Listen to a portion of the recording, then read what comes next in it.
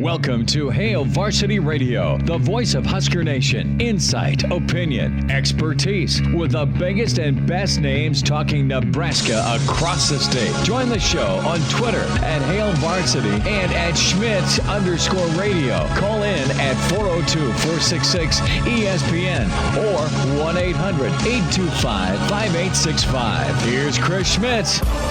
Welcome into it. It's Monday. It's Hail Varsity Radio. We're presented by Currency. For all your equipment financing needs, go Currency. Schmidt, Elijah Herbel, and you. Open phones for reaction, feedback, and thoughts on Purdue and beyond, right? Bye week this week and a meat grinder of Big 12/Big 10, not 12, forgive me. My eyes were wandering until kickoff, but Big 10 action throughout, right? You have all sorts of scenarios set up with how the season's going to shake out for Nebraska. Can dial us up, get in touch at 466-3776, 466-3776, 800-825-5865. That was a bad false start. Forgive me. Stream us. Connect with us that way as well. We're streaming on ESPN Lincoln, Facebook, and Twitter, and also the Hail Varsity Twitter page. Can check in on that handle for Hail Varsity Radio. Give the show a follow at HVarsity Radio. Give me a follow, Chris Schmidt at Schmidt_radio, or Elijah Herbel at Herbal Essence. He is rocking his division championship Denver sweatshirt you see there. It is for good luck tonight. May God have mercy on your soul. But what a ball game Saturday night in West Lafayette, Nebraska was somehow there, right? If they could have gotten a stop, gotten the ball back, and thrown it deep to Trey Palmer one more time, maybe you escape with the win. But a lot to discuss here as Illinois looms and Michigan looms and Minnesota and Iowa, Wisconsin. I mean, all those games sound and seem really tough right now. All those games sound and seem kind of doable with Michigan out of the equation because of some of the playmakers you have at Nebraska. The other side of that coin is what you have, Elijah, rushing and defending the rush, and that was exploited heavily by Purdue to the tune of over 200 yards by a walk-on. But we can dive in. Really good column by Brandon Vogel in the upcoming Hail Varsity Magazine issue that is now at print, and we touched on it with him. And a lot of us grew up after school watching Chicago Cub games, right? Harry Carey, Steve Stone, and there'd always be somebody in, I think it was either down the third baseline or the first baseline. I think it was the third baseline, the Sean Dunston, Sean-o-meter, right? What's Sean's batting average at on August 8th, 1991? John's probably about 268, right? Throws 90 miles per hour over to Mark Grace. Mark Grace hates him, and away you go to Harry singing the seventh inning stretch. Well, the Mickey-o-meter is something I want to get into, and that's something we took with us on Saturday night with our Real Red Reaction show. We do it here locally in Lincoln, and lots of feedback from people, as you'd imagine. And first and foremost, Elijah, the tone and tenor, it wasn't anger. I mean, people weren't happy Nebraska lost. People weren't happy Nebraska lost another tight ball game. But there was more, I think, a little bit of astonishment that Nebraska was still in it, still within striking distance. And a lot of that credit went to Mickey Joseph and, of course, the guys, some of the playmakers that kept Nebraska in it, despite all of the imperfections, the rushing yardage allowed, the inability to run the football. You still had a big play capability that Nebraska went to again and again, and Nebraska just still has minimal margin for error. You saw that in the end zone to Alante Brown. You saw a couple of interceptions. 2 turnovers turn into 10 points or 9 points with the missed extra point. There's your difference in a 6-point ball game, right? For Nebraska, you almost got to play perfect still, and that's a tough ask. But with Mickey, more and more Nebraska fans at this point, 4 games into the Mickey era 2-2, they're ready to say, dude, this is our guy. Let's get him locked up. And we want Mickey as the head guy. So going to ask you, with Saturday night, did Saturday night's effort and result do more for you as a Nebraska fan with the pro Mickey chant, or did it deter a little bit because it was another loss, right? Because you look at all these names that have been bantied about in the coaching search, those names attached to Nebraska, and Nebraska fans have a take on Campbell or Leipold or Rule or O'Brien. You pick a name, and there's a yay or a nay. You'll hear all sorts of yes or no on why you do or don't like this candidate. And right now, at least the vocal minority chant is Mickey's shown enough through 4. Let's go ahead and give it to him. I'm not there yet, but I think it's remarkable with what he's done, Elijah. And it's impressive that this team is showing fight. You're supposed to get it, but it's easier said than done with all the kids that they've been through. He's getting them motivated. He's getting them ready. He has shown something that Nebraska has lacked for years, and that is leadership. And you're supposed to be that and have that as a head coach. You are. But it's not always the case. Some are better at it than others. Mickey's showing to be a bona fide leader and motivator and obviously talent acquirer. I mean, all those things to me are yeses. Check the box next to Mickey's name as to what pros he has right now. And he said it, 5-game season left, man. You go 3-2, you get to a bowl game, real conversation. We don't know what Trev's list looks like here during the bye week on the 17th of October. We don't know phone calls made. We don't know conversations had. We don't know agents discussed. We don't know where things are at other than the full support right now for everybody that loves Nebraska football is behind Mickey here and now. But post-Iowa, where are you at?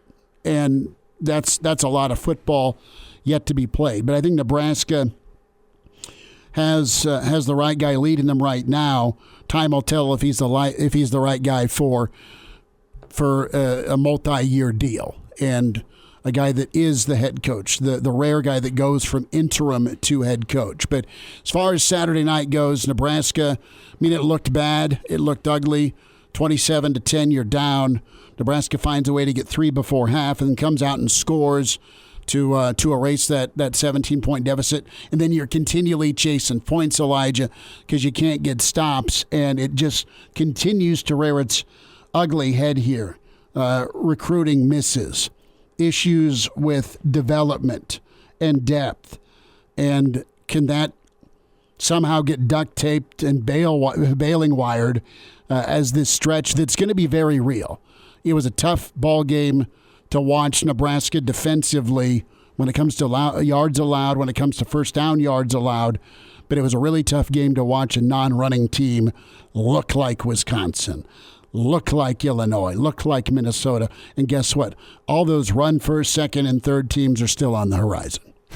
And those rushing lanes were opened, I think. And I want to get Jay Moore's take on this as well, as we're going to have him on the show just a little bit later. But it seemed to be more of Nebraska's respect for Purdue's passing game was so great that it allowed some open run lanes. Nebraska wasn't able to put a couple extra hats into the box, and therefore Purdue was able to out-physical Nebraska's defensive line just a little bit and wear on them. I mean, 101 offensive snaps for Purdue took its toll. And it just seemed to me that Nebraska was picking its poison and picking Purdue's run game as the way that they wanted to get beaten. That is how they got beat. Nebraska seemed to turn a bit of a corner in the second half. Defensively, they did a little bit better. I said during our halftime update that they could really only go out and afford to give up 7 more points, and if they had done that, they would have won the football game. But Purdue puts up 14 or 13 in the second half. How many was it, 13, 14? I'm off of my number there. It was 27-13 at half. They won 43. So it's 16 points, 2 touchdowns, and a field goal minus the extra point. There it is. 16 points as opposed to 7 is what they gave up. If they gave up 7, they would have won the football game. But that's not the here and now. That's really not all that important of a talking point, because a loss is a loss for this Husker football team. And where I think they lost it was along the lines of scrimmage. And we can talk all we want about Mickey Joseph's ability to bring in effort and intensity to this football team. I think that's 100% a positive that Mickey Joseph is able to bring that after what we haven't seen over the past 4 years. But when you look around the rest of the Big Ten West, effort and intensity isn't a problem for a single another one of these football teams in the Big Ten West. That's the bare minimum for playing in the Big Ten West. That's the bare minimum for playing college football. And I guess we'll see what Mickey Joseph can get cleaned up in a bye week, because after that Purdue game, there is a lot to be cleaned up. Because I said it in the post-game show, and I'll say it again for our listeners that are listening in from across the state, or those who check out the podcast forum didn't hear the post-game show. I'll say it again. Nebraska was outplayed by 21 of 22 players in the football field out there. Trey Palmer was the only guy that I saw from Nebraska that was going out there and beating Purdue. Purdue's defensive line was beating Nebraska's offensive line. Purdue's offensive line was beating Nebraska's defensive line. Purdue's wide receivers were beating the secondary. Purdue's rushing game was beating both the D-line and the linebackers. All across the board, Purdue went and outplayed Nebraska. It's a testament to Nebraska, how much they fought that they only went and lost that game by 6 points. That's a testament to Nebraska. But other than that, the score was very complimentary towards Nebraska. Purdue could have realistically gone and won that football game by 14 or 21 points if it wasn't for one singular guy in Trey Palmer. So I don't have... Thanks, Mickey. I don't getting him out of LSU and bringing him up here. I don't have that many positives to be taken away from this game. It is the same problems that we've seen from Nebraska for years and years now, rearing their ugly head. And it starts along the lines of scrimmage. And I don't want to talk about Mickey's long-term outlook here on a Monday, because I don't think that's where Trev's head at. I don't think that's where Mickey's head's at. I don't think that's where the Nebraska Athletic Department is at after this game against Purdue, but I'll bring it up briefly. Mickey is not a guy who has proven that he can go build lines of scrimmage, and that's no fault of his own. That hasn't been a role he's been placed in, but that's the simplest way that Nebraska is going to become relevant in college football again, by building up the offensive line and the defensive line and trusting that will take you far in the Big Ten West. That's how Nebraska gets there, and that's what Nebraska needs in their next head coach. And if Mickey is that guy, then I fully trust Trev to make that decision. But that's what it's going to take for Nebraska to reclaim their place atop the Big Ten West. Here's what I believe. I think Mickey, to go a little with you on what's Mickey's strengths, where's Mickey lacking, I think Mickey probably knows a few dudes that can build up a line of scrimmage, offense or defensive line. Jeff chimes in, loved watching the football game. I was proud of the team and the staff after. I love Mickey. I felt we had a chance to win the game. The third quarter let me down some, but time to get ready for Illinois. Matt says, I think if we can get solid line play on both sides for the future, we'll be in good shape. And Matt, totally agree with you. Also agree with you, Jeff. That's your deficiency right now. And you can't hide on the line of scrimmage if Illinois is gonna line up and go double tight, jumbo, and just play rugby with you. Good luck. God bless. Because you couldn't stop Purdue, and they're back. And again, I'm throwing shade at them, and I don't mean to sound like that, but Brown and Illinois' O-line, and then on the other side of the football, Casey Thompson, God love him, man. He wasn't perfect, but he's a hell of a competitor. And I love that he hangs in and gives you a chance throwing the football. Illinois' guys are eating raw meat. They are a fierce defensive line. They're a great linebacking core. There's a bunch of dudes at Lovey, always recruited physical folks. And they've stayed, and Bielema knows how to win in the Big Ten. And I know we're 2 weeks out, but it's a prime time. ABC's picking this thing up at 2:30. It's the afternoon game. Well, ABC or maybe ESPN. Either way, it's a showcase, and you don't want to get put out like a Marlboro Red, and just fold in the fourth quarter, because you cannot physically take any more body blows. So, and we'll get to Illinois a little bit more, and I'll have more takes on this as we get closer to the game. But Nebraska's offense is a lot different than what Illinois has seen so far this season. I think Nebraska's offense might actually be the best position in the Big Ten West to go beat Illinois if they can keep Casey Thompson protected, but that's probably a conversation for another day. Illinois loves cover one, and Nebraska is a certified cover one beater in Trey Palmer. Sure. So we'll get to that a little bit later, but we want to get to the phone lines here before we get out. We got Chris on the line. Chris, thanks for calling. Go ahead, bud. Hey, guys. Great show. our special teams continue to win every week. And that's kind of the consistent thing because, Casey throws a lot of interceptions and we can't run the ball.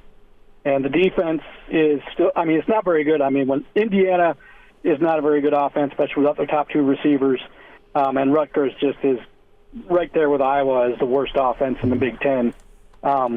So there's not much you could get, from those games.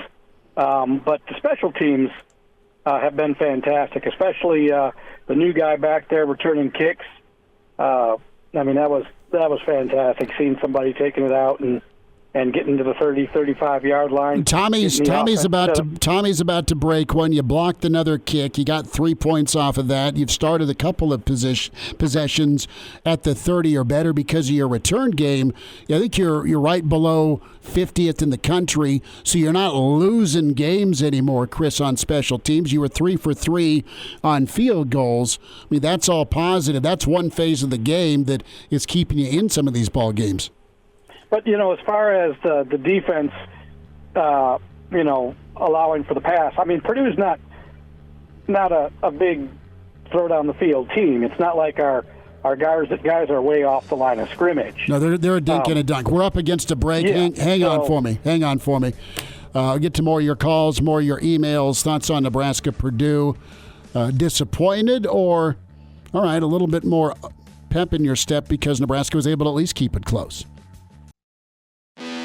Chime in 402-466-ESPN or email the show, Chris@HailVarsity.com. Just try me. Back to Hail Varsity Radio. Back with you, it's Hail Varsity, a review Monday. Chris Schmidt, Elijah Herbel. We're presented by Currency. Get to some of your emails, phone lines for you at 466-3776-800. 825-5865. Half full, half empty on the result and performance by Nebraska. And, Mickey, the case for Mickey as head coach. Did Saturday show you a lot, one way or the other? 2-2 through 4, but they were in position. Now, that's not new. Nebraska's been in position a lot over the years. The difference here is Nebraska's got some playmakers to just outplay the other dude trying to D him up. Palmer was incredible. Casey Thompson wasn't perfect, but was good enough if you can get a stop on defense. And Bill Busch has done a good job as coordinator. A tough night for the Nebraska Black Shirts stopping the run, right? You can't take everything away, but Nebraska had a hard time taking a lot away down two of their linebackers. And Elijah, I think you're seeing some depth issues. You're seeing guys that either know what they're doing or have practiced better get the nod over some scholarship guys. And I'm totally fine with that, but you had 18 missed tackles. You had 18 missed tackles. You didn't have many hurries. And to Nebraska's credit, at least that opening drive, they got an interception in the end zone, which was wow, right? But you don't turn those into points to get an extra possession and points, right? It's a lot of it's complementary football and situational football, and Nebraska did not have much complementing going on. The defense would get a stop here or there, and then the offense would go get a quick strike, but not enough stops defensively. Not to belabor Saturday night, but if you want to chime in on it, you can. I think we talked about last week, though, the fact that we were expecting Purdue to be able to move the football. That's what they do. They have probably the best offense in the Big Ten West in terms of their consistency week in, week out, being able to get yards, being able to get points. And we said the way that this defense is going to go out and give your offense a chance to win the football game is by turnovers. And I think you said +2 in the turnover margin. What was the number Nebraska needed?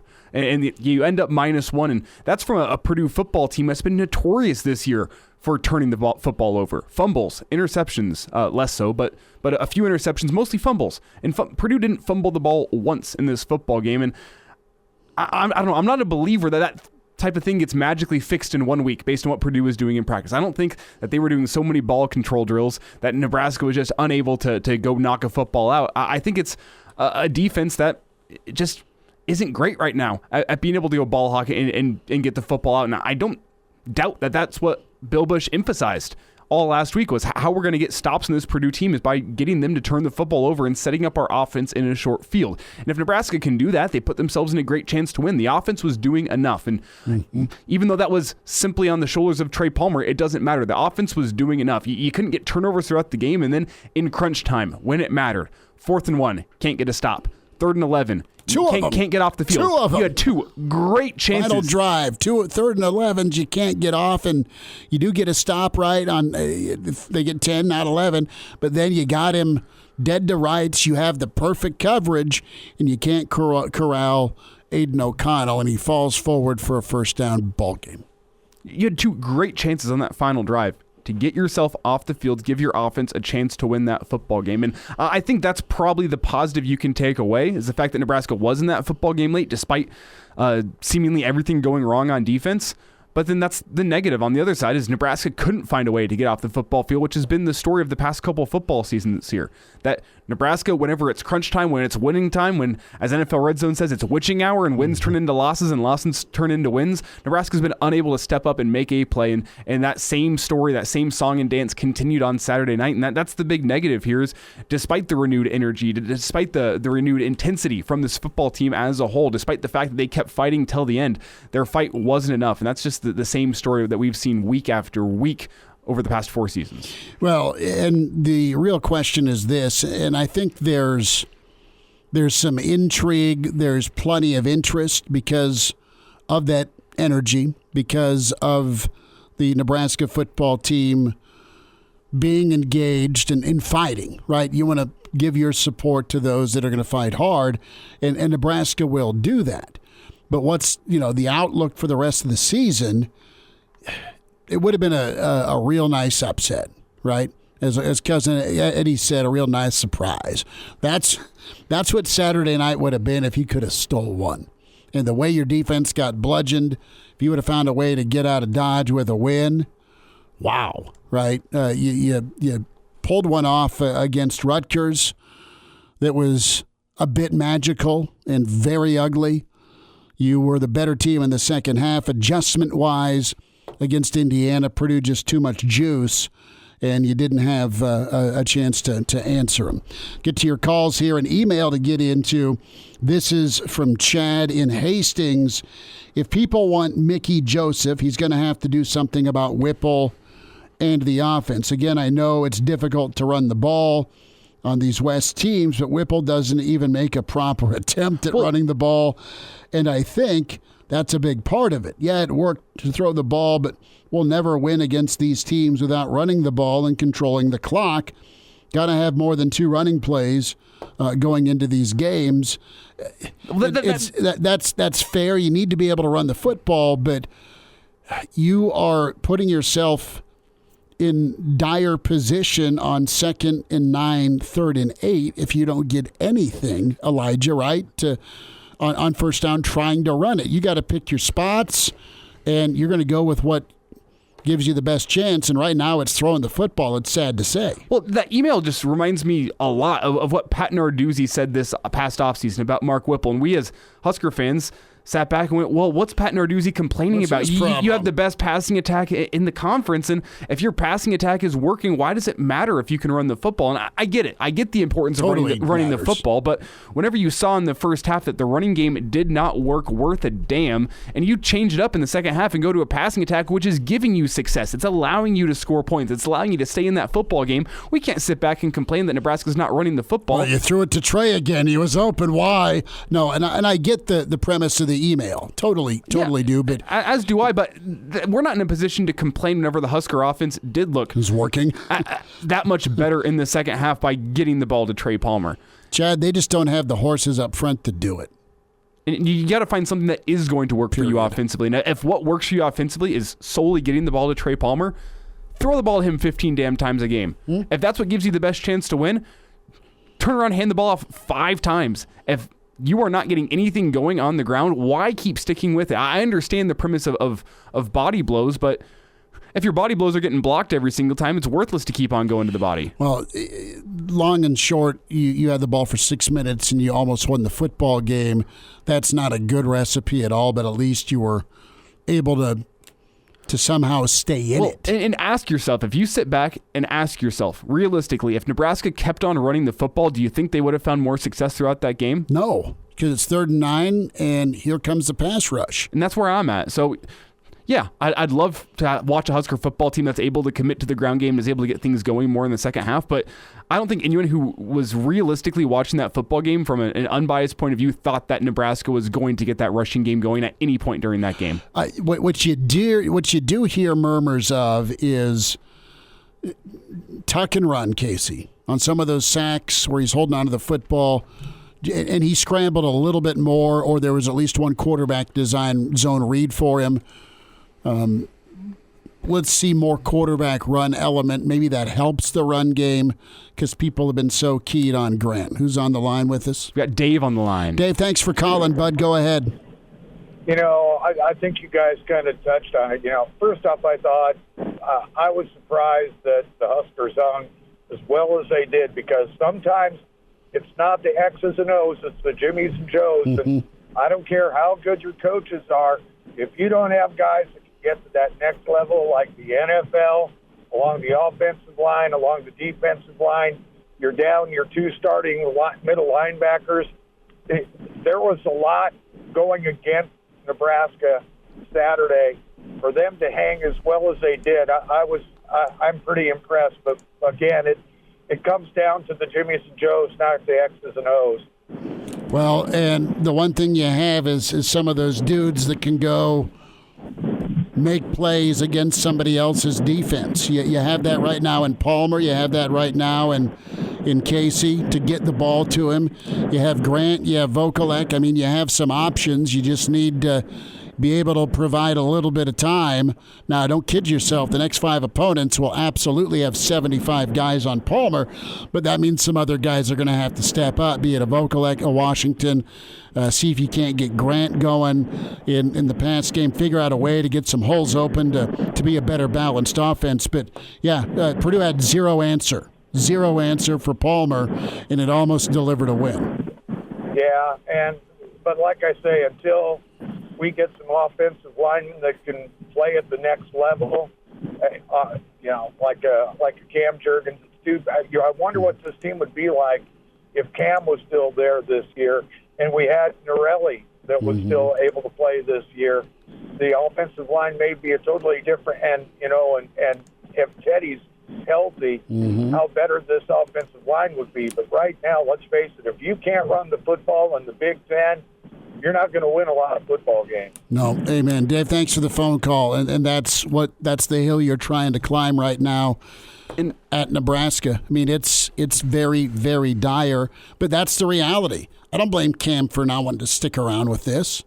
Hell no. He made the right decision, objectively speaking. Totally, he made the right decision. He's sitting behind one of the best in the NFL right now, learning, waiting for his time, and he's going to get his opportunity, and he's not having to deal with this dumpster fire of an offensive line right now. And one guy's not going to save your offensive line. Would it make it a little bit better? Sure, but until you have tackles that can protect Casey Thompson, I mean, Cam Jurgens is not going to be able to line up at tackle and protect Casey Thompson. No, and you wonder if maybe moving forward you see more of Banks. I know that Hunter had some struggles. Benhardt's had some struggles, even played a little bit at guard. You had Lutoski in. Hickson's played well all season long. And at left guard, you got Piper. And, you made an interesting point about what Corcoran was kind of chiseled into, and that was a guard spot, right? Now you're asking him to play left tackle. And just too many times. He looks uncomfortable in space out there. You need to be comfortable in space as a tackle. Well, and you just saw some of the technique Purdue had, where they're great at ripping hands down and getting by. And taking advantage of an underset. Yeah. We'll take more of your calls. Hail Varsity continues, presented by Currency. And now, back to Hail Varsity Radio. Thanks for spending time at Hail Varsity Radio. We're streaming here on StreamYard, ESPN, Lincoln, Facebook, and Twitter. And the Hail Varsity Radio Twitter handle at HVarsity Radio. Can watch the show, can comment also on Twitter at Schmidt_radio, at Herbal Essence. Catch the podcast as well. Spotify, iTunes, Google Play, and the Hail Varsity YouTube channel. We'll talk to Charlie McBride here in about 20 minutes, get his take on Saturday and the rest of the season. What type of plan can you put in place to fix what ails you? There's a lot to fix for Nebraska. Tough defensive performance. Got enough offensively, still not perfect. The run game's been absent. You got to feel for Anthony Grant, where he's been really big time a lot of this season. Teams have adjusted, and Nebraska's not won on the line of scrimmage. Real quick, a reminder to get buckled up. Hands on the wheel, eyes in mind. Straight ahead, the driver has one job. That's to drive. A message from the Nebraska Department of Highway Safety Office. You knew it was going to be tough early on with what Purdue was able to do, and that's get whatever they wanted on first down. And listen, I don't have a headset or a defensive coordinator card in my desk, right? There might be a bottle or two hiding in my desk, but it's not anything that gives me the right to question or judge Bush or any other coordinators. But what can you do? Even if you're able to get some pressure on the interior or off the edge, Elijah, from a scheme standpoint, Brom's going to get that football out quick. He'll take 4 to 6 yards, and then you can't shut down the run game, and it's either 3rd and 2 or 1st and 10. I mean, it was that cycle. It was rinse, repeat for the Nebraska defense. You don't have Reimer. Hausman, I thought, came in, did well, but still is not at the level yet. Not his fault, just saying he's not Reimer, he's not Henrich. Didn't see much of Kolarevic in the middle. You saw Vaugh, right? But you just saw thing that was maddening if you're a Nebraska fan, and credit to Purdue because they're putting you in conflict. You're in space. Nebraska just didn't have a lot of dudes around the ball. It wasn't 3 hats in open field. It was a one-on-one setting where more times than not there was a lot of yards after contact Nebraska gave up defensively. And it's not that Nebraska didn't get off the field. There was a couple of series there in that third quarter they did. But when Nebraska had a chance to tie or take the lead, you couldn't. You were held to 3, or there was a turnover, and it's back to margin of error. Not to repeat ourselves, but that just kind of lays out against Purdue, that's in the driver's seat along with Illinois for the West, where they're at. Purdue's a vote away from being a top 25 team. They're good. They were a lot of people's preseason West favorites. So you didn't go up there and get blown out, but it's a tough defensive performance that Nebraska is going to have to go back to the lab, so to speak, and figure out. And you've gotten guys that are experienced. You don't have a D boogie anymore, right? Clogging an A and a B gap. You don't have Stilley anymore. What you do have is Ty Robinson, who's played a lot of football. Feast has come in and worked his way up, right? You see, I might want to see some more Polar Bear. When he was in, he was able to get off his block and at least stymie some things. And then you also have your portal guys, right? You have Wynn and you have Drew. Both of those guys are seeing some action, but you're just not seeing splash plays from these new guys. And from an O'Shawn standpoint, I mean, O'Shawn had a guard and a lead blocker coming at him on the edge every time, and then they'd bounce it out. I mean, to what Purdue was running from a formation standpoint, they'd run a counter, they'd pin the edge, and there wasn't any help. There wasn't any help for the edge.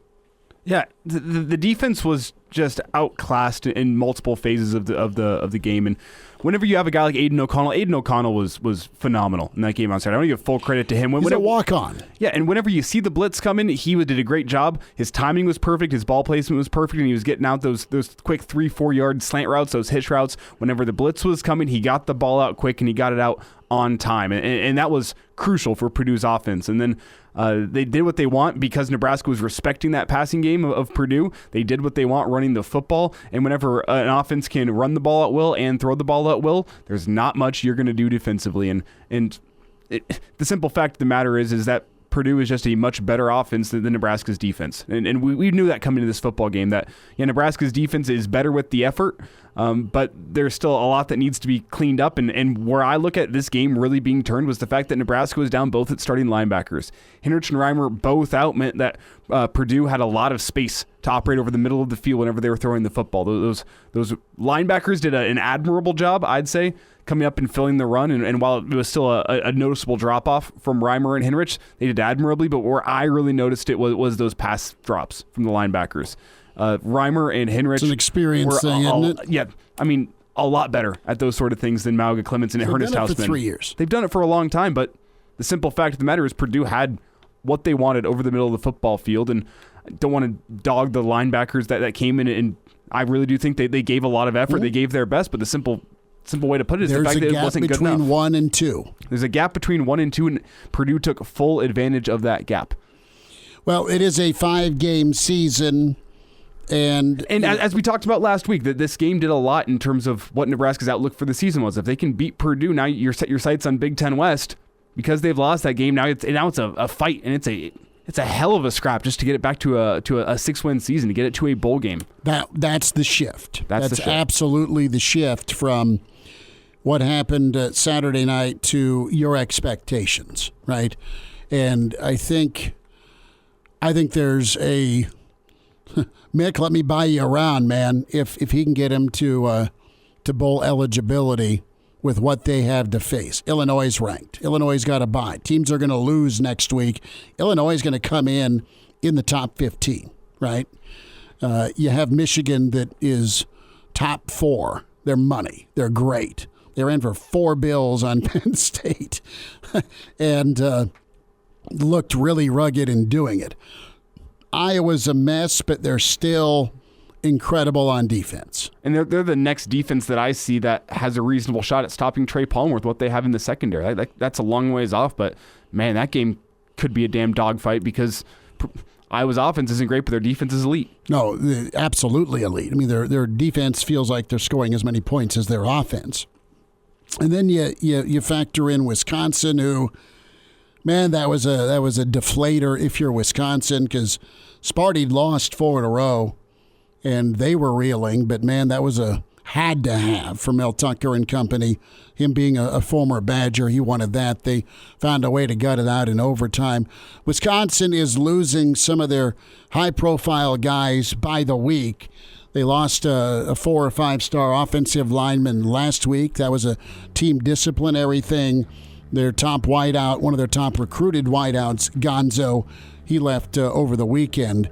So it's not been a great honeymoon for Lenny as the interim there at Wisconsin. Mickey's at 2-2. We'll see what work they do this week. Charlie McBride, 10 minutes away. Great to be with you on a Monday at Hail Varsity. We're presented by Currency. And now, back to Hail Varsity Radio. Back with you one final time this hour. It's Hail Varsity Radio. We're presented by Currency for all your equipment financing needs. Go Currency. Want to go see Nebraska volleyball? Want to go see Husker football? The Pig Farmer coming to town a week from Saturday. How about Red Zone tickets selling fun since 2001? Creighton basketball, man, those are going to be hot seats. This season, they come in number 9 in the preseason college basketball poll. Dave Matthews in November. All the theater seats you want. And CWS, it's Red Zone tickets. They have 100% guarantee on all orders. You'll receive authentic tickets and experiences you'll never forget. On top of that, they are local. They are great folks just in Omaha for you, and a local source you can talk to face-to-face. A-plus Better Business Bureau rating. And when it comes to that bucket list, you want to see a show, an event, or Nebraska athletics, football, volleyball, hoops, all the goodies. Listen, those memories that will last a lifetime at your fingertips with Red Zone tickets. Log on today, redzonetickets.com. We'll dive into some more comments from the stream. Matt chimes in, speaking of depth and dudes, do we have any idea how Nebraska is actually doing in the NIL space, or a way to find out? Is that not something we should be kept quiet because it will attract players? Nebraska needs to put forth a solid try at least competing with the Tennessees and A&Ms when it comes to NIL. Listen, Nebraska will have no problem competition-wise being in the fray, in the race to get players. But as we're seeing, there's some guys that have played or at least been in college football. Just case in point, listen, you get a kid from Bama, you get a kid from Tech, you get a kid from TCU that's been in all Big 12, and those guys are coming into a new situation trying to fit in to a locker room. Their effort's not been bad, but the impact hasn't taken over or won any games. There's been no Randy Gregory moments yet, right? Remember Randy Gregory in 2013 in Michigan? Willed that team to win along with Amir, right? That comes back to Dave's phone called Jimmy's and Joe's. The closest, Trey Palmer, very realistically, if Nebraska was going to win that football game, you say that's the Trey Palmer game because he would have single-handedly willed Nebraska to victory. It's always going to be the Trey Palmer game. Instead of, how about Nebraska eking one out in West Lafayette? The conversation is the legend will grow. You know, Nebraska had no business being within 6. They covered the number. Daddy won some money. Okay? But how about Trey Palmer? He kept him in it. He had his Troy Edwards game. Wasn't quite 458, but you get my point. So, listen, it's Nebraska's uphill here, man. And a week to rest, to ice up, to get guys healthy. You get Reimer and Henrich back, different story, potentially, but you got to get more out of your line. And flipping it around, you can't let someone run 101 plays on you. You're not going to complain about answer scores, how it gets done, but from a time of possession standpoint, that's a marathon. And the hard part in this discussion here about Nebraska is the fact that there isn't just one thing to clean up. There's a lot of things that need to be cleaned up, and they're not the type of things that get cleaned up quickly. And it's a house of cards, quite frankly, because one stacks on top of the other. You get a better run game. You can take care of the football longer. Put a 6-minute drive together like you did to snuff out Indiana. You were relegated to Trey, run long and fast, brother. We'll throw a punt up for you. Hour 2 on the way with Charlie McBride. Welcome to Hail Varsity Radio, the voice of Husker Nation. Insight, opinion, expertise, with the biggest and best names talking Nebraska across the state. Join the show on Twitter at Hail Varsity and at Schmidt_radio. Call in at 402-466-ESPN or 1-800-825-5865. Here's Chris Schmidt. Back with you, it's Hour 2. It's Hail Varsity Radio, recapping Purdue, Nebraska. Chris Schmidt, Elijah Herbel. We are presented by Currency for all your equipment financing needs. Go Currency. We welcome in Mr. Blackshirt, Charlie McBride, a Monday with Charlie. Coach, how was the weekend? How you doing? Well, the weekend was okay. I got 2 of my kids came up from Arizona to help me move a lot of stuff around for winter, put stuff away. And the lifters, that's what it is. They do the lifting. The heavy lifters were in. That's good. Did you give them some brats? Did you get wings? How did you take care of them? The wings are cooking tonight, and the brats cooked. We've had brats one night, steaks one night, and wings tonight. Ooh, that's a win. I gave Elijah, we did baby backs and short ribs and I did them well. Like I'm good at two things. I'm good at talking, and I'm good at smoking. The other kind of smoking, Coach. I'll tell you what, Schmidt, though. I got home from the post-game show Saturday night like 12:30, and I'm like looking at the clock, and I'm like, well, I was scheduled to put a pork butt on the smoker here at about 4 in the morning, so it's ready for NFL games at noon, and it just jacked my sleep schedule. I got maybe 30 minutes of sleep that night, but the pork butt was fantastic. I had back-to-back days of just phenomenal barbecue, but it's good. I think Charlie might have us one up. That sounds delicious. I think so. I think the Coach McBride wings recipe is, I'll tell you, but then I have to kill you. So, well, I got the two best cooks in the family came here, so I feel safe. Well, there we go. I got to ask you, how did Saturday night treat you? How were you able to navigate Purdue, Nebraska? I don't know. I felt like I was seeing the same thing over again. The first half didn't excite me very much, and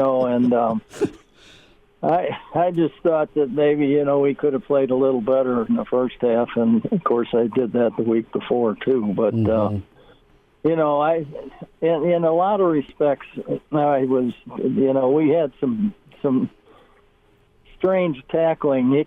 I don't know, TV, I'm not as good at looking at it, I guess, as I used to be, but we had some really outwardly fans. You know what I mean? Or misses clean. And again, we had a couple of clean misses with the offensive line too that really hurt us a lot. And those kind of things are, I mean, they're going to happen once in a while, but that's all you want them to happen. There's a time that you can't. I haven't seen a perfect game, so let me know when there is one. Or a kid that played perfect, and I've had some close, but not that close. Well, 18 missed tackles, Coach. Well, like I said, some of them they were overly ugly. I mean, they were just flat misses, and one of them was close up, and he had his head down, and I'm sure he had his eyes shut, and he didn't even come close. So, I mean, there's some things that have to be. Definitely they'll see that on film, and, to me it could lose a guy's position myself, but that's just the way it goes. Well, and that's just it, is Elijah and I spent the last hour talking and well into midnight talking about, why Nebraska lost this game, and they lost because of a couple of turnovers, but they lost because of the line of scrimmage play. They lost because they couldn't stop the run. They lost because they couldn't protect the quarterback or at least get a run game developed. Let me just tell you this, and I have people, they always used to say, well, just hire a nice guy that won't bother anybody, and what about defensive line, and everything's okay. But I'll tell you what. If you win in the trenches, you win. Okay? And that's the name of the game. You can go anywhere you want to go. If you win in the trenches, your football team's going to win, even if you're playing with your third-team quarterback and things like that. And you can make up for a lot of injuries and a lot of stuff if you have an offensive line that's going to keep the ball away from them and move the ball. And we've gone to a pro offense. And, my wife said to me last night something that I didn't want to ever say, but, if we had another quarterback that we had before on our team, he'd have ripped them a new one. I mean, with his running ability. And we've got a pro quarterback now that's apparently when he does run, you saw what happened. He picked up, 9 yards, 10 yards, then never saw it happen again. So, those are the things that hurt. When when your offensive line is not going and you see some creases and, you can't throw it, you got to get going. And, I'm sure he does that. I'm sure there is, but I'm sure there's some thoughts in the back of his head that he's not really looking for that. He's keeping his eyes downfield and doing what he's taught. which I think is fine. But if you don't have the running game to go with it in the short yardage and things like that, then it doesn't make any difference. Charlie McBride's with us here on Hail Varsity Radio. And Charlie, let's dive into that offensive line play here really fast, because they still seem like they're a long ways away from being an offensive line that can go compete in the Big Ten West. Now, I want to get your take on the job that Coach Donovan Raiola has done through 6 games here in 2022. I mean, who's that now? Coach Raiola, the offensive line coach. I just want to get your take on the type of improvements that have been going on this season. Well, I think the offensive line's probably a little bit better than they were against Northwestern. The results don't speak for themselves. Well, here's the thing that, yes, you really, in recruiting, you really have to be disciplined. And I know that I think that Scott was a guy that wanted these huge guys and everything else, but we got a bunch of huge guys with their bellies hanging over their belts. And they're not very good athletes. And if you're going to have a big guy, he better be really a good athlete and be able to run. And, I always said all we need is a bunch of runners and hitters. And if you can get those kind of kids, and sometimes you're going to have to turn some people down, because they can't run. And I never see any 40 times, really. I never see any times at all come out of the weight room like they used to. If we had a kid that was really special in a 40, they'd advertise it and, give the kid some credit for it. I don't even know. I've never really, I'm sure they run a 40 sometime, but you have to look at a 10, you have to look at a 20, you have to look at a 40 close for a lot of different positions. And so the running is a huge, being able to run is a huge thing. And of course, if you're not a hitter, we've had a lot of guys look like Tarzan and play like Jane. You know what I mean? It's just, you have to really be careful, and character-wise has to be really up there, very, very high. And the worst thing is I have never seen a team win with their lips. Mm. You know what I'm saying? And when you look at the Big Ten, I've seen them all, and I watch them all. I mean, every day. I'm sitting here all day watching the Big Ten channel and watching some games. I never, on all those good teams, when that ball, they hand it to the official, they don't act like it was the first time they ever did anything, and then turn around and miss a tackle or get beat deep or, look like a fool. Mm-hmm. And so, I think character-wise, has a lot to do with your team, and that goes with the fans, too. Charlie McBride's with us. A Monday with Charlie. It's Hail Varsity Radio. Coach, let's talk about Mickey, and he's 2-2 through 4 games, and kind of the tone from the fans that we hear from. They were happy with the effort. They love Mickey's leadership, and they appreciate how the kids continue to fight, even though it's, it was far from a perfect game on the lines of scrimmage. They were still in it, and it looked really, looked pretty bad up until they got that 3 before half. They got some momentum, but, what do you think of Mickey, and what's the plan moving forward with this bye week, Coach? Because you got kind of some murderers row lined up after the bye week. Well, we're good enough to beat any one of them. I mean that. I mean all of them. We have the people that can do it if we play fundamentally correct. If we really work at doing stuff, I don't know, but I think anytime you get a change like this, mm-hmm. Mickey, you have to really bend over, because he didn't recruit these kids, and a lot of them did, but they weren't told what to do and who to take and what and so forth. Right. And it's hard for them to get to know them. It's hard still. They're still learning about them. Mm-hmm. They're still learning about. They just walked in here, and you figure you have a regular coach has all spring with the freshmen, and when you see a freshman who hasn't suited up before suiting up, that they've probably put a lot of evaluation in that guy, and they've recognized him right away.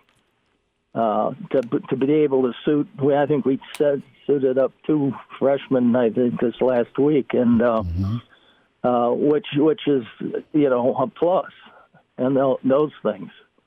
But you have to make some decisions on positions. What you need, you don't need 45 wide receivers. And you have to, sit down your whole staff and find out what coach needs how many and what, and then see if that's possible, to do.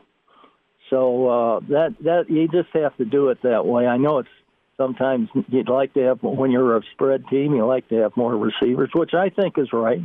I think you have to have somewhere around 15 guys. In that area, because you got, 3 positions you're filling. So anyway, and then the offensive line coach has not got the ability to take the kind of kids that maybe he's used to or he wants. So he's coaching some guys that you don't know, and you're making a decision, on him when it may not be him at all. It may be the kind of people that he's coaching. And I go back to the same thing. When I was a kid, when Woody Hayes told me, he said, "You want to be a good coach?" And I said, "Yes, sir." He said, "Get good players." Mm-hmm.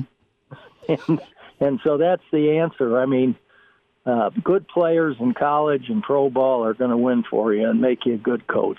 And that's just the way it is. Well, Nebraska got a good one in Trey Palmer as he was able to keep Nebraska in it with 237 yards. Coach, before we let you go here, about 90 seconds, did you watch much of Tennessee and Alabama?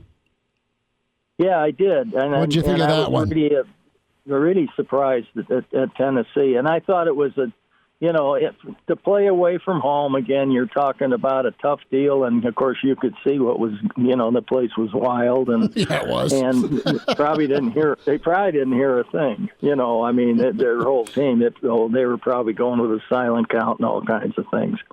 But that's tough duty playing down there. And then they had a chance to win at the end, and that didn't happen. And we had the same thing, and it didn't happen. So, it's just, one's a bad throw and one's a bad kick and one's, all those things count. Mm-hmm. But, they aren't the people that lost the game, believe me. Mm-hmm. I mean, I never take one thing, one kick or one throw or something like that is not a game loser. And because there's a lot of things that happened before that. Charlie McBride with us Monday with Charlie on Hail Varsity Radio. Coach, enjoy the week. I do have one quick thought that I want to get Coach's reaction to, though. When we're talking Tennessee-Bama, we got about a minute left here. Tennessee's 52 points are the most against a Nick Saban coach team since 1996 when Nebraska put up 55 on Michigan State when Nick Saban was in charge. Coach, what's your reaction to that? Well, I know one thing. I know Nick, and I know those coaches, it's not easy to live down there right now. And I would guess that you'd see some huge improvement in the next game. Yeah. St. Nick has erupted. I think the last couple of days game plan, and they take on the Pirate and Mike Leach down in Tuscaloosa this weekend. But, Coach, enjoy those wings tonight, all right? I will. Thanks for having me, and I hope you all have a good week. Well, we will. You take care, Coach. Say hi to your kids, and we'll check in with you Monday for Illinois, okay? Okay. Take care, Thank Coach. You. Uh-huh. Okay. Bye. There he is, Mr. Blackshirt, Charlie McBride. A Monday with Charlie. We'll get that posted on ESPN Lincoln's Facebook and Twitter, the full interview, and have an excerpt for sure on video for you with Coach McBride. And, yeah, he wasn't down with the first half, but it got better in the second half for Nebraska. Who was down with the first half? Well, we're sitting there watching that, and they're like, well, okay, it's 27-10. This thing could go really, really badly, could go sideways. Instead, you go get 3, and then you composed yourself to come out in the third quarter. So, could have been worse, but still very painful. Adrian Martinez, 2 a.m., now 9 a.m., has yet to throw a pick. That was duly noted by one Stuart Mandel. K-State's at TCU this weekend. Jay Moore, Blackshirt Jay next. All-State, 2-year starter, and rush in for the Big Red and NFL vet. Is Dudeness or Duder or, El Duderino if you're not into the whole brevity thing. It's Blackshirt Jay Moore with Hail Varsity Radio. Back into it, it's Hail Varsity Radio, recapping Nebraska-Purdue. Blackshirt Husker NFLer Jay Moore back with us and co-host a Big Red Wrap-Up. Jay Bird, 600 yards. Was there enough Coors Light to drown in Saturday night? How you doing? I'm well. I'm doing okay for a Monday, and after a Husker loss, it's been a decent day so far. Yeah, that wasn't the best defense performance. Listen, I knew they were going to be able to get some yards. I mean, that's a good offense that we faced on Saturday night. Brahman is a good coordinator and a head coach, and you got Aiden O'Connell and then Charlie Jones. I mean, those guys have been in college since like the Nixon administration, so they've they're 6-year guys, so they've played a lot of football together, and that's something that it's tough to beat when you have an old team, and Purdue's definitely an older team. But the 600 yards, that's tough to swallow. But the thing that was most difficult for me was just the way Purdue was able to run the football. I know they did some different things exotically. You kind of saw in the first play of the game the way they run shotgun formation, get you kind of spread out, and it's kind of what we saw against Georgia Southern as well. Teams are they get in obvious passing formations. They kind of spread you out, and they're able to run the ball just because you just don't have your eyes are somewhere else. You're just not expecting it, right? I mean, as defensive players, you're playing tendencies and formations, and when you're in certain formations, you just know like, hey, in your playbooks or whatever they get nowadays, you have hit charts out of certain formations. They run the ball X amount of time out of this formation. And my guess is Purdue kind of got some tendency breakers going and said, out of this formation, maybe they run the ball 10% of the time. I don't know, 8%. And they said, hey, we're going to run the ball now. And you kind of saw that, and we made some late game adjustments to that, but it just wasn't good enough. And that's the frustrating thing was Purdue is not a team that runs the ball consistently well. They throw it well. They take care of the football for the most part. But to have a freshman running back go for about 185 yards, and it obviously didn't help with Reimers being banged up, and then Hendricks getting banged up and out of the game in the second half. I believe that happened.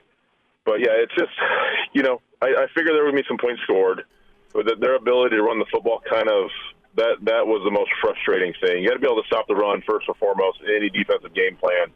Then you let a team who really doesn't run it very well run the ball well. But, again, not completely surprised. I think as Nebraska's run defense is still dead last in the Big Ten. So, obviously, some things to get cleaned up and try to solidify something, over bye week because the next team they play here in 2 weeks runs the football very, very well, Illinois. So they better buckle up and get ready to go for that game. Yeah, Jay, in your opinion, was that failure to stop the run? Was that execution or was that game plan? And I guess what I'm asking is, was Nebraska trying to pick their poison and pick the run game as opposed to the pass game against Purdue, or is that just Purdue stepping up to the ball and out-efforting, out-physicaling Nebraska?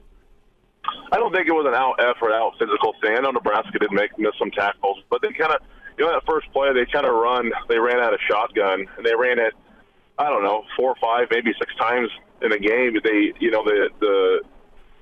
the back, whoever the play side guard and tackle or whoever offsets the side of the back in the shotgun, they actually pulled. They were a hard pull the other way, and so that defensive tackle or defensive end of that line or that side of the tackle or that end of the line of scrimmage, they just came screaming down hard, and they played a very poor, I call it eye discipline. I mean that's very. I don't know if I haven't watched Purdue's game film or seen much of their games other than the Penn State game earlier this year, where I don't know if that was they've done that in the past or what the situation was, but they just kind of got everyone, that side of the ball or that side of the line of scrimmage going so hard one way, and essentially it was a form of a counterplay, if I could put it in more layman's terms. And they just executed better. And then once you kind of get that going, and if they're able to run the ball out of a spread formation, as a lot of teams have been successful against us this year, that's tough to defend because you're getting is as we've kind of changed up our secondary, foundation since Bill Bush has taken over. We're playing a little more man-to-man coverage, and so your eyes are always they're on their guy for the most part. So it's hard to get your safety, not necessarily your safeties, because we were playing a little man-free. Farmer was kind of playing over top most of the game, but it's hard to get your corners, everyone else, to come fill in the run game when you're playing man-to-man defense for the most part, because their eyes are kind of locked on their man. So I would say it was not a physical thing. It was they kind of had a nice game plan, a scheme. That's what Jeff Brom does. I mean, he is a really good play caller, and he kind of had a better game plan. But with all the you want to call the lack of execution defensively, Nebraska still had a chance to win that game in the fourth quarter. So there is some positive things to take from this game. Jay, as a former Nebraska guy, how do you feel about the team right now? Do you have a different feel and vibe, or is it still frustration for you? I think there's a different vibe. Listen, I've said it on this show and on Bigger Wrap Up, and I'll keep saying it until I'm blue in the face. I think we're finally realizing now that it's not only in the Big Ten, it's just football in general. That's the way it'll be until centuries later, if football's still being played, is you have to be good up front on both sides of the ball. Nebraska was really good defensively last year because they were really good up front. And Nebraska hasn't been really good up on the offensive line for many, many years now, and that's been part of the reason why we've struggled so much offensively. Until that gets cleaned up, and I think that it doesn't matter what head coach it is, if it's Mickey, if it's Lance Leipold, if it's Bill O'Brien, if it's Matt Campbell, you go down the list. That has to get changed first, and I think, but that is a big change. It's hard to make those changes in the middle of the year. Those changes come in spring ball. Those changes come in recruiting. Those changes come in the off season. Those changes come during training camp. So I think take that out. Obviously, we know the lack of O-line, D-line performances, 7 games. I do like what he's able to do. I do like the attitude and the energy that he brings to the team. He brings a little more confidence. I like his demeanor. It's the one game scenario. He has a tough love about him. I like that. He knows when to. You guys have Coach McBride on every Monday, and he's always says, you got to know when to hug a guy or when to kick him in the rear end. And I think that's what Mickey does really, really well. And I think that's what makes a good football coach. This is a hard, tough, physical football. This is a hard game to play, and you just can't be shucks. I get T.O. was like that very much so, but he also had Milt Tenneper and Dan Young and Charlie McBride to be that guy to kick people in the rear ends, right? Mm-hmm. So I think that's what I like. You have to have that toughness. You have to have that mentality. He brings that. You kind of the guys are right on their their tape or their wristbands that never out of the fight. I think that there is something to that. I do like what he brings there. It's just he needs, and Mickey would be the first one to admit it. Like you got to get if he were to be the head coach. I mean, man, I am just trying to do everything I can to recruit O-line and D-line. I don't know what they have, committed right now or the roster-wise, but this thing needs a complete overhaul, and that comes from how you practice standpoint, how your recruiting standpoint, and so on and so forth, because it just hasn't been good enough. And if this team wants to get to where it needs to go, they have to get better up front. We had Jeremiah Searles, friend of Hell Varsity, on with us on Bigger Wrap Up last Tuesday, and we asked him, because obviously he's a certified NFL agent now, we asked him, hey, who are the best NFL prospects currently on Nebraska's roster? And he said Travis Okolek, Garrett Nelson, O'Shawn Mathis. Not one. He said it pains me because they don't have one NFL lineman, they don't have one lineman on Nebraska's current roster who is a draftable prospect. Not one. Man. So until that happens, Nebraska's going to continue to struggle. They have to get. When you're winning football games, you're getting wins. You have draftable NFL players. Nebraska has those. It's just not in the right spots. So until the thing won't get better until we get better on the line of scrimmage, and that could be any head coach. Yeah, no, and I agree with you. You can't fast forward that though. I mean, you can go JUCO, you can go portal, and hope Hunter Anthony's been serviceable, but at least he's another option, right, at right tackle. Right. That's one example, but whoever it is, what do you do? I mean, you're not going to be able to flip a switch, and it may take more than an off season. It's likely going to take more than an off season or a couple of seasons to get where you're at, because you got to have a starting point, and then you have to, replenish the fluid, so to speak. You got to have somebody in the lab, or you got somebody that's competent and good enough to play and win you games. Yeah, it's not an easy fix. It's not. It's a development thing. It's a recruiting thing. But you can, I believe, make some hay just in how you practice. Sure. I think Nebraska just hasn't practiced right do you call it since Bo was here? So you call it the last 7-8 years with Mike Riley and then when Scott, they just haven't practiced physically enough. I know granted, we did have better prospects, and we had NFL prospects when I was on the team with Bill Callahan. Mm-hmm. Now, I know after Bill's first year, when we went 5-6 in 2004, going into spring ball, his main thing was we are going to become a more physical football team, and that's what we did. We got our heads kicked in that spring ball. We got our heads kicked in training camp. We flat out got after. We're talking old school Oklahoma drill.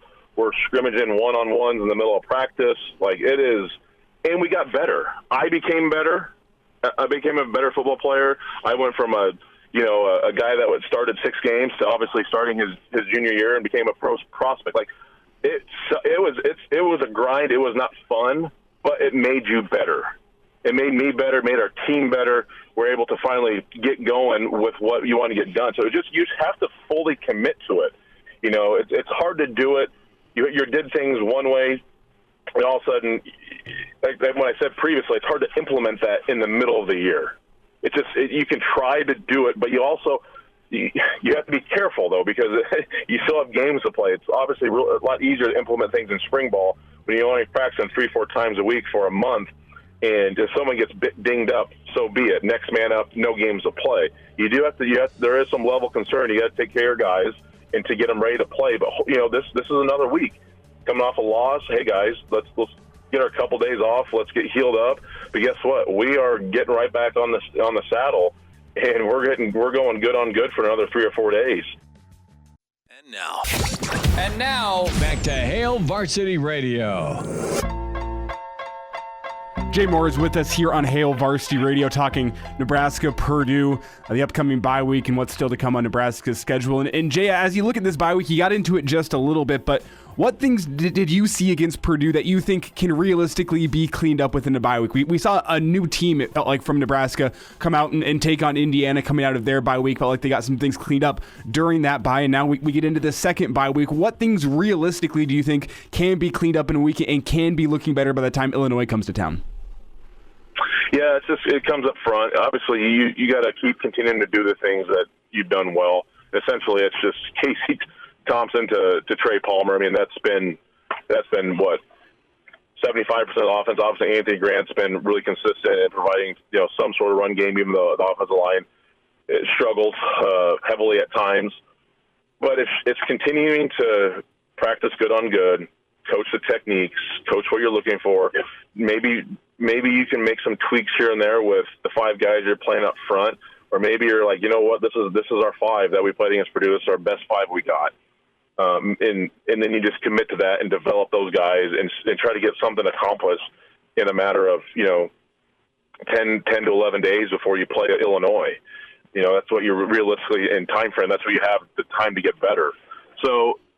And again, on the other side, you got to get guys healthy. You got to get Reimers healthy. I don't know what the status of Henrich is, but you get those guys healthy, get the defensive line, just somehow creating a little more heat on the quarterback if they can. Just shore up that run game. That's the biggest thing, because Illinois is going to come in here and is just going to try to run it down our throats, and that's what they do really well. I mean, they're already, I think they're 19 or 20th now in the nation, so they're getting better. Bielema's getting them better. But again, it's just somehow cleaning things up front on both sides of the ball, offensive line, defensive line, like we've already been talking about a bunch, and then finding what and continue to do what you do well, and rep that, practice that, and if you can just get a little better, a fraction better at what you've been doing well, and just get a little more better at those other things you're struggling at, maybe you can find 3 more wins of these next 5. Jay, before we say goodbye, NFL thoughts. There's been just a slew of bad Thursday night games. Your Sunday night games have been pretty decent. Monday nights have been all right. But what's your take, man? You were in the league for a number of years, and why do you think the product is so hit or miss? I mean, you've seen look at Brady losing his mind yesterday, right? I mean, they shouldn't go lose to Trubisky on the road. It's Pittsburgh. You can win by 1, but you don't lose by 2. That's one case in point. But you just had a lot of bad football games. For every Chiefs-Bills game you get, you have 2 or 3 duds. Yeah, it's hard. Yeah, obviously the Thursday night games are always going to be a struggle, just because you get guys coming off a short week. Mm-hmm. You play Sunday night, or you play Sunday. You come in Monday. You're trying to get some sort of rest and recovery. You're practicing Tuesday, and then if you're traveling Wednesday. So essentially, you're getting 1 day of practice to throw in a game plan, and then your guys are banged up. And also, people forget. I mean, you're only suiting up 46 guys on game day. You have 53-man rosters, but only 46 of them suit up. So that you're a limited amount of guys. Then you're following waiver wires, picking up guys on practice squad, bringing them in. So it just becomes tough, and that's just where the teams. The really good teams can separate themselves. They can, with who they have on their rosters, special teams can make a huge, can make or break it, a game for a team, per se. So it's the Thursday night games. I just think, they're not going away. They're just always going to be a dud, in my opinion. They're going to be low scoring. If I was a bet man, and I am, it's just like bet the unders every time on Thursday night. And who's ever, those point spreads, don't even worry about those. I just always take the unders. But you just kind of, you see what it is, and you're kind of, I think the limited offseason now with the NFL, I think some teams are still struggling. You see teams finally kind of getting a rhythm of things. The Bengals are kind of getting going. Obviously, the Eagles are really, really good. The Cowboys have a phenomenal defense. The Buccaneers are still pretty good, even though they have their struggles. But I think on the Buccaneers side, you just not having Gronk available for Brady. That's been a very comfortable guy for Brady to throw to for many, many years, and now he's not involved in that offense. So you see the struggles there. But yeah, it's hard, man. Limited rosters, injuries, just the game in general. It's tough. It's hard to get good games every week. That's just kind of my synopsis of it all in about 2 minutes. Josh Allen, Buffalo, they obviously, are they the team to beat right now for you? Yeah, they look pretty darn good. That was good. They're loaded, man. He's so good, and the element of the QB run game with him is still surprising how he's able to stay healthy doing that, knock on wood. And their defense is incredible. Von Miller, come off the edge, and it's just going to be, AFC's, it looks like it'll just be the Chiefs and Bills again. Whether that Super Bowl will go through there, we'll see what Cincinnati's able to do if they're able to get together. But obviously they had a nice win yesterday in New Orleans. Then you look at the NFC, and obviously the Eagles they look like the best team right now. If the Cowboys can get some things figured out offensively, get Dak back, I think week 7 potentially. That defense is so good. So I think the Cowboys will be there all year with that defense. And then it's, the Niners potentially, but they just lost the Falcons, so that's the NFC is a little more fuzzier to me, but obviously the Eagles, it could be an Eagles-Bills type, Super Bowl, which, gosh, that'd be kind of cool. I don't know if that's ever happened before. You get 2 teams from the Northeast and, one team from the AFC East and one team from the NFC East to play, but those 2 teams right now, I think, are the best right now in NFL. If Trev rolled up on Zach Taylor with a blank check, and I ask this even though that Zach's done well, he's gone to a Super Bowl, but Cincinnati, let's just say they're thrifty. Mm-hmm. Would you think Zach could listen to that? Just an obscene offer to come back and coach in college. I think he would listen. I think you'd have to listen, especially if you start nearing, you get to $7, $8, $9, maybe even $10 million, which Nebraska can completely afford that. I think you'd have to listen. It's just whether or not he wants to be back in the college game, because the two games are so vastly different. Mm-hmm. The recruiting, and Zach's such a low-key, no-drama guy. And in college football, you kind of have to be, I don't want to say flashy, but you kind of have to be in the face a lot. You have to deal with drama because you're dealing with high school kids, day in, day out, or all the time recruiting. So I just don't know, even if, we would offer him a something that double. I don't know what he's getting paid at Cincinnati right now, but if it would say it was double, if that's even, you can only spend so much money, right? Mm-hmm. So if that would make it worthwhile to him to take on all those other risks and things that he may not want to deal with, now you can go out and maybe get a staff that says, similar to what you have in the NFL with a scouting, mm-hmm. In your recruiting department to handle all that stuff. So it would be, obviously I would love it. Have a friend back in town, and I know he would get this thing back to where it needed to go, just because he's all football, man. He's not he doesn't have many hobbies. He doesn't golf. He doesn't fish. He just likes to hang with his family. He's just a family man, and he's not going to do a whole lot except for coach football and make the and get better doing that. So if they did that, I'd be I would be happy. It'd be interesting to see if Zach would entertain that offer. Had to throw out the question to a roommate, So Jay Moore. Hey, all for it. Jay Moore with us. Jay, we'll catch you Tuesday on Big Red Wrap Up. Thanks for the time. Yeah, you got it. Thanks, boys. Miss us? Come here, brother. Give me a hug. Bring it in for the real thing. We're on call for you. Catch the podcast at HailVarsity.com, the ESPN Lincoln app, or download them on iTunes. Saddle up, partner.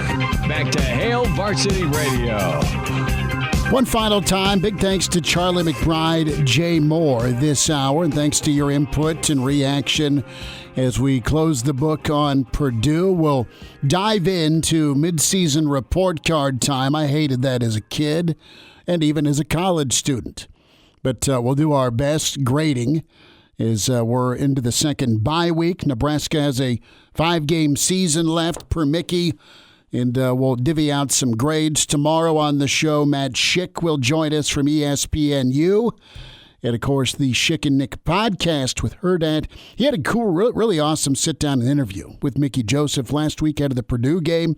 So we'll talk to Schick on Nebraska, what's left to do this season, your level of optimism. And to put a bow on this, I think you're the voices that are loudest right now say that, okay, you lost, but the fight will carry this team into the end of the season. That's the belief right now. There's enough fight and leadership from Mickey and crew that Nebraska will be in the majority of the games still on their schedule, with the exception of Michigan. And the kids in the locker room down there, they're doing, B1 and 0 each week, so they're not worried or thinking about Michigan. Andy emails in Chris@HailVarsity.com. Andy's still optimistic. He says Nebraska goes 7-5. Mick finds a way to get past Illinois, past the bye week by a touchdown. You lose at Michigan. You find a way to get Wisconsin. You beat Iowa. Pinstripe Bowl. Andy wants to go to New York for the new year. Hey, any bowl game's a win. Any bowl game for this year is a win. Against Carolina. He says Nebraska, North Carolina in the Pinstripe Bowl. I'm cheering for a bowl game, but I'm cheering for Arizona. So we can go.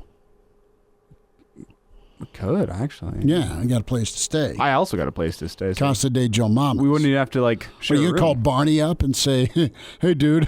No, I got a couple of friends down in Phoenix. Okay, I thought you were going to make a collect call to Barney and say, dude, can we stay in Scottsdale? Who is this? Prank caller? Well, I'm sure we'd be living the life of luxury with Barney. Speaking of the life of luxury, you'll never guess what I got installed at my house this weekend. Luxurious. Think luxury. Think European. Panini? I don't know. No, a bidet. No. Yes. You sick monkey. Oh, it's so good. It's cold. Oh, there's no water heater or anything. It's cold. It's jarring, but man, It's jarring. We end Purdue, Nebraska with, guess what I got this weekend? I got a bidet.